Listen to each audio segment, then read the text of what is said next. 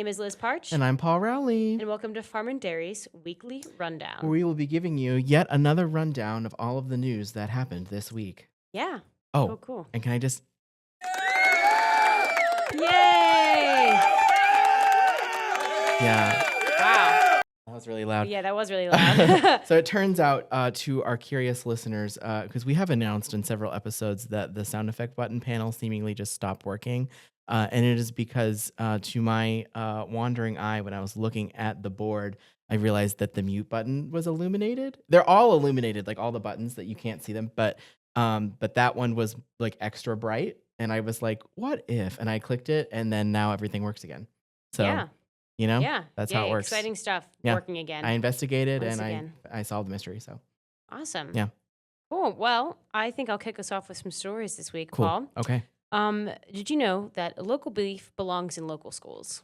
I guess I can get it behind that idea. Yeah, right? Yeah. Well, that is the mission of the Pennsylvania Beef Council's PA Beef to PA Schools program, which connects beef producers with school districts to supply students with locally sourced nutritious beef. Oh, yeah. Cool. So the program, which was launched in 2022, has grown exponentially since then.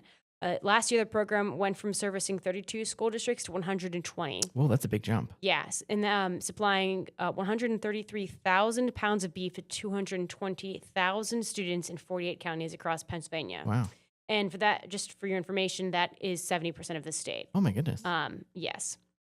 For this momentum may end as the proposed 2025-2026 state budget does not include funding for the program. The budget is also delayed, which is kind of, messed up whether where are they going to get their funding from? It's really been kind of a hassle.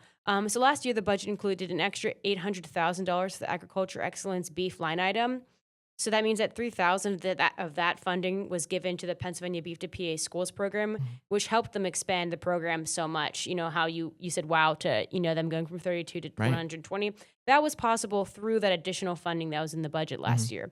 But now many of these school districts may not be able to participate, as they wouldn't be able to afford the program. Most of these schools can't afford the full cost. The program splits the cost of local beef, with schools paying 50% of the cost and the state paying the other half. Okay. So a lot of schools can't foot the whole price that it would be for this local beef. Yeah. Nicole Hockenberry, who is the executive director of the Pennsylvania Beef Council, said the program will happen one way or another, but just how many schools will be able to partake is really just up in the air. Okay. Meanwhile, as I mentioned, because the budget is delayed, only a handful of schools and farmers have been able to participate this year. The program has really just been at a standstill. Because of the funding is unclear. Yeah. So to read more about this, you can visit farmanddairy.com or find your local newsstand. Just learn about what's going on and how the budget is impacting a lot of things. The delayed Pennsylvania budget specifically. So right, yeah. Yeah, okay. That's what I got. Yeah, way cool. All right. So I have a story from our editor, Rachel Wagner. So Liz, as you've probably heard, the federal government, is she operating right now? No, she shut down on October 1st. So that means... Oh, boy. I know. So federal offices now across the country have closed their doors. That's my closing door sound effect. I wish we had a sound effect for that. That'd be pretty cool. Yeah, we'll add that to the list. And thousands of USDA employees actually were furloughed because of the shutdown. So what exactly does that look like day to day at this point? We are now a week into October when we film this. And the shutdown is happening with no end in sight. So here in Salem, Ohio, actually, the shutdown has created a problem. The Columbiana Soil and Water Conservation District, they share office space, as a matter of fact, with local USDA agencies. That includes the Natural Resources Conservation Service and the Farm Service Agency. Usually that setup works great in times when the government is not shut down. These folks all obviously share a common goal, which is to help farmers with conservation projects, supplying them technical advice so that they can do all of their fabulous work, and then just giving support and whatever else that they need. With the USDA offices closed, however, the Conservation District suddenly lost access to its shared phone line. Very bad. Computers. Very bad. Even email, because all of that ran through federal systems. So they are like, what? Of course. What do we do? Of course. So imagine trying to help farmers without like the basic tools needed to communicate with them. So that's basically the situation that they're facing right now. District Administrator P. Conkle told Rachel that he said, we're kind of swimming with shackles on at the moment, is how he described the current situation over there. The local team, of course, scrambled to adapt to like their new circumstances. They set up a joint Gmail account, posted staff phone numbers on Facebook, and then kept things moving just as best as they could so that like it's not, total dysfunction. But it's still frustrating both for the district and for the farmers who depend on those services. Nationally, the impact is quite big. There's about 42,000 USDA employees that are furloughed right now, nearly half the workforce, which is like quite a number. While essential services like food safety inspections and wildfire response is still running, most farmer facing programs are currently shut down. So that means like no new farm loans, no conservation contracts, and paused payments on programs like disaster assistance.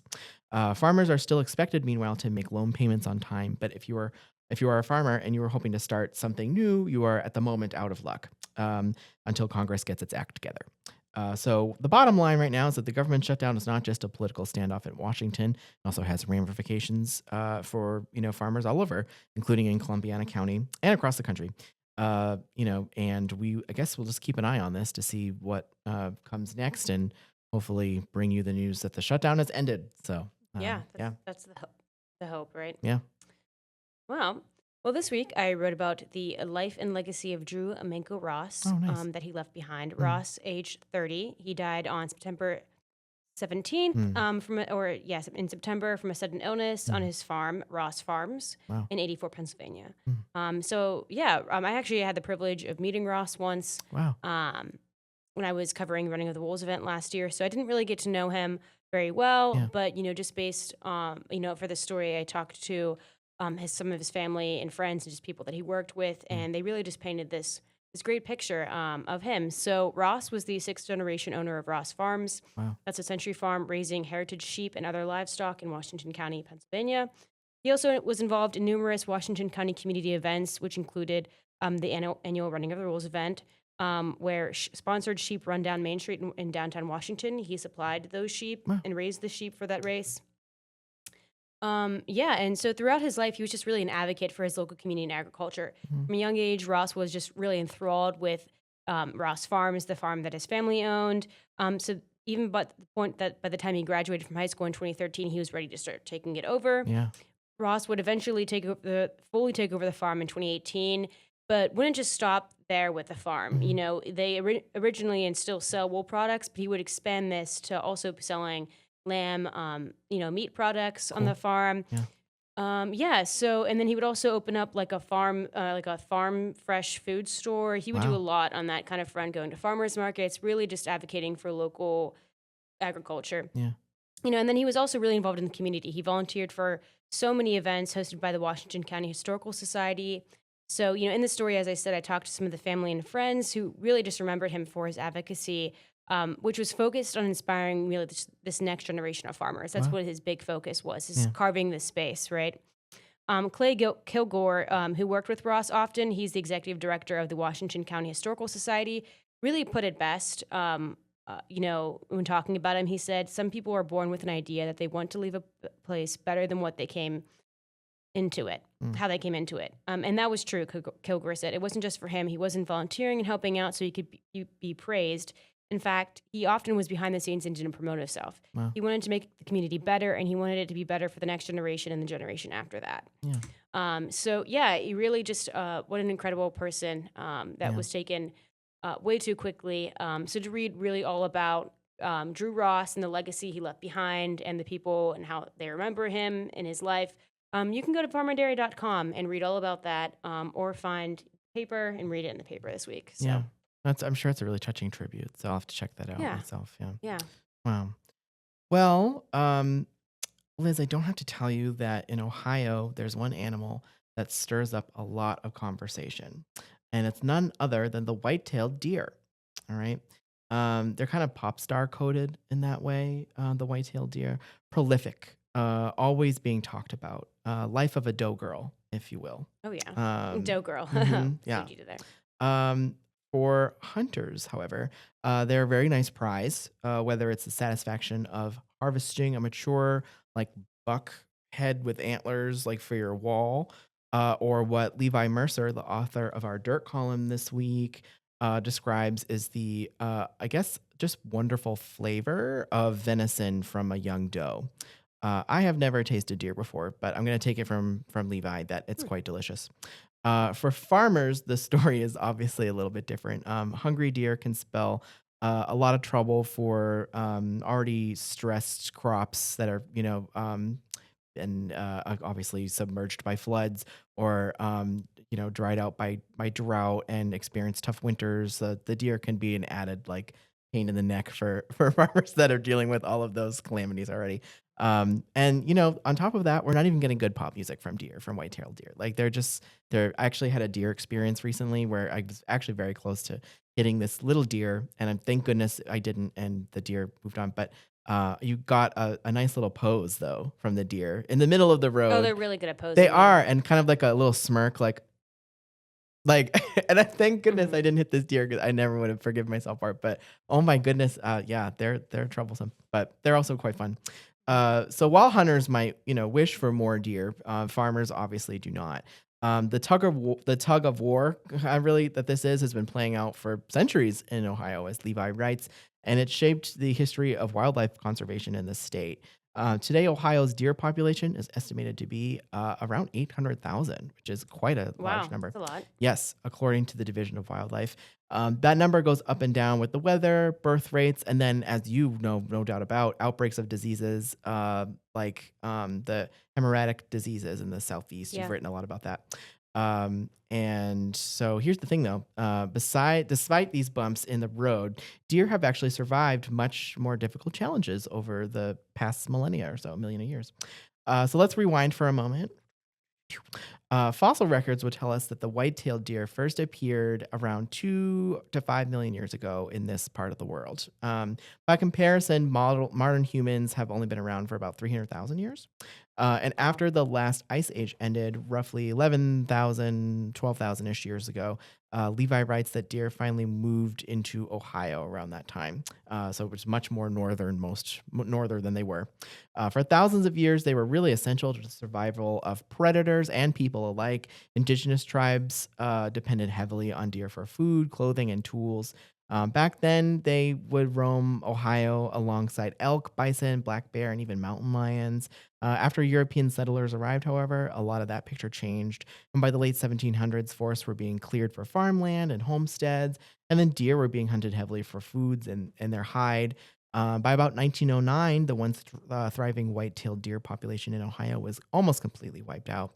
And it really stayed that way until 1943, when deer were finally reintroduced.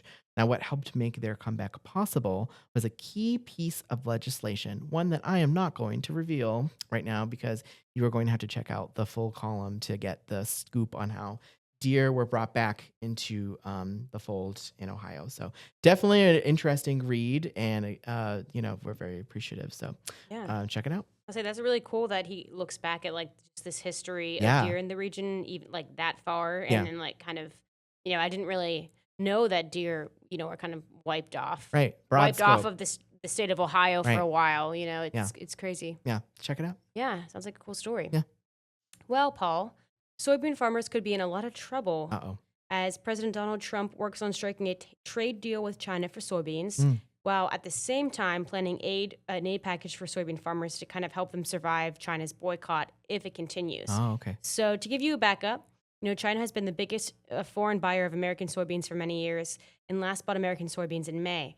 Soybeans are the top U.S. food export, accounting to about 14% of all farm goods sent overseas, with China buying 25% of all American soybeans in recent years. Okay, So that's a wow. huge chunk, right? Yeah. But since this harvest season began in September, China hasn't bought any U.S. soybeans, buying soybeans from Brazil and Argentina instead. This is really in just response to the tariffs implemented by Trump earlier this year. China also recently slapped 20% tariffs on soybeans, making them, U.S. soybeans pretty uncompetitive in price. Okay. So now farmers are getting pretty worried that, specifically soybean farmers are getting worried that soon it will be too late, and China, may just skip U.S. soybeans altogether, leaving a lot of farmers unable to sell their crops, and just losing a lot of money, which is, again, why Trump is also planning this aid package in case this happens. Yeah, okay. But yeah, it's just a really complicated situation that's ongoing right now. Yeah. We actually had 2 stories in the paper this week. We had an Associated Press story. We also had our columnist Alan Giebert read his column about this week. So definitely stay up to date on it. Yeah. It's a pretty big deal. So yeah, you can check that out in our paper, or you can check it out in the paper, or you can read Alan Giebert's column online. Cool. Yeah. Yeah. All right. Good stuff. And then I actually got to go on a little adventure this past weekend, which I'm happy to share with Farm and Dairy, and specifically on our auction page this week. In Cleveland, I saw something pretty incredible on the banks of the Cuyahoga River on October 4th, which was this past Saturday, at Rivergate Park in the city of Cleveland. The park played host to the very first, drumroll please, Cuyahoga River Sturgeon Fest. It was very fun. A celebration of fish that looked like it swam straight out of the age of the dinosaurs, mostly because it did, actually. So cool. Lake Sturgeon, yes. It was a release party, not an album release party, but a release nonetheless of little baby sturgeon. These fish can actually grow up to be very, very large. They can reach up to about 6 feet long in length, like in total. Wow, and that's crazy. Yeah, and they can top 100 pounds. Like these are big fish. They're covered in like bony plates, which is very interesting. And then they have like fleshy whiskers kind of to help them forage the bottom of the waterways where they're, swimming around. They have quite a history in Northeast Ohio, as I learned, and Lake Erie as well. And yet for a long time, they were actually gone from the Cuyahoga River. Pollution, overfishing, habitat loss, all of those sorts of things and factors really combined to wipe them out and take them out of the picture here for the past, I don't know, say like 125, 50 years or so. Thanks to the years of cleanup, though, and restoration work, sturgeon are finally able to kind of make a stake back in the river, which is really exciting. So at the festival, 750 young fish were released into the river, with thousands more to come in the years ahead, that they will every year now kind of be that is so stocked. Cool. Yeah. Each one is also tagged with a microchip, which is kind of cool, kind of similar to like a pet's microchip. So researchers can track their journey as they grow, head out onto the lake, and hopefully one day start reproducing on their own and support their own population years down the road. So very cool. It wasn't just about the fish, though. Speakers reminded everyone how far the river itself has come. A lot of our listeners will probably know this already, but the Cuyahoga was once so polluted that it literally caught fire that time. And of course, no one really forgot that. And that moment, which happened decades ago, helped eventually lead to the establishment of the Clean Water Act. So cool. Yay. We love the Clean Water Act. Is it? I think it's that one. That one's good too. Oh. Yeah. Clean Water Act. Clean Water Act. Act. That's it. That was planned. Yeah. That was planned. Mm-hmm. Totally. So after obviously huge investments in after that included water treatment, dam removal was a big one, and habitat restoration, the river is healthy enough to support sturgeon again. Kyle Dreyfus Wells, she is the CEO of the Northeast Ohio Regional Sewer District. And she put it like this. She said, when you see a sturgeon, you can think clean water, because none of this would be possible without infrastructure and people working to protect our waterways, which is so accurate. For families at the festival, the highlight for them was to be able to carry buckets down to the dock, which is normally like a boat dock and kayak launch. And they were able to release the fish like themselves down this little tiny cute slide. So they would like pour the bucket. God, that is so cute. It was so cute. And I will say the fish are very like they're definitely like, if you remember like a book from your like elementary school library on like, here are the first creatures that like eventually evolved into like numerous other species, or like they do look kind of prehistoric almost. They're really weird looking. I did hear someone malign the the appearance of these fish when we got to see them up close, and like it wasn't a touch tank, but it was like you could see them and they're they're doing their best. They're so interesting looking, and hopefully we will all get to see them over the years. Just Let's say, like, did you get to see like? I'm assuming were they baby or were they adult? Yeah, they were baby. Okay, They're but I like, said, were you? Yeah, so like, 6 inches maybe. You got to see the the like a fish tank itself? was like up close. So, and as a matter of fact, our wonderful photographic and otherwise contributor Matthew Chasney took beautiful pictures. Oh, awesome! He's great. Yes. He's great. Definitely a reason on its own to see this article and on the auction. Well, and I'm sure your incredible writing. Well, thank you. Don't Not give that I want to yourself some brag. credit, but no, that sounds like a really interesting story, though. I'll have to to check it out. It's neat. Yeah, Yeah. it was good. So check it out, you guys. Super fun. Yeah. All right. Well, that is the top stories for this week in the Farm and Dairy. And to read more, because obviously we've just whetted your appetite, please Yes. check out farmanddairy.com or find your local newsstand, you guys. Get out Yeah. there and look. And Pokemon Go to the newsstand. yes, find them. Yeah. And then let us know. Yeah. Anyways, well, thanks for tuning in, everyone, and see you guys next week. Bye.